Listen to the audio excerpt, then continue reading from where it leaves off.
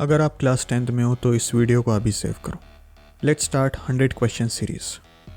Question number 5.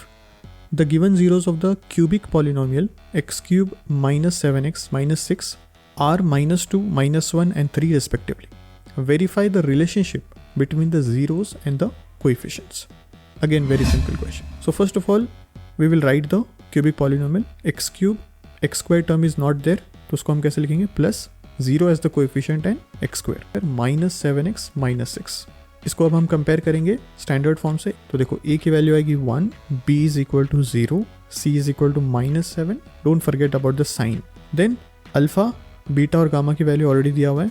देखो first relationship जो है वेरीफाई करना, that is sum of the zeros, alpha plus beta plus gamma equal to minus b by a. So all the values are available. Let's substitute. Alpha equal to -2, beta equal to -1, gamma equal to 3, which is equal to minus b is 0, a is 1. तो right hand side में तो already 0 है, 0 upon anything is 0. -2 and -1 is -3 plus 3. So that is also 0. 0 equal to 0. So this is verified.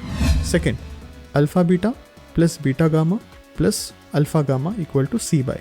Again substitute the value. Alpha -2, beta -1, beta -1, gamma 3, alpha -2, gamma 3.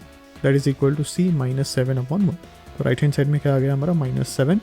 Left hand side में -2 into -1 is +2, -1 into 3 is -3, -2 into 3 is -6.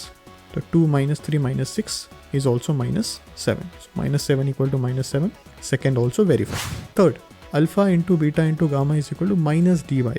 So alpha -2, beta -1, gamma 3, minus d is -6 and a is 1.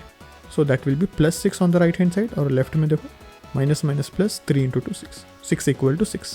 Hence verified. That's it.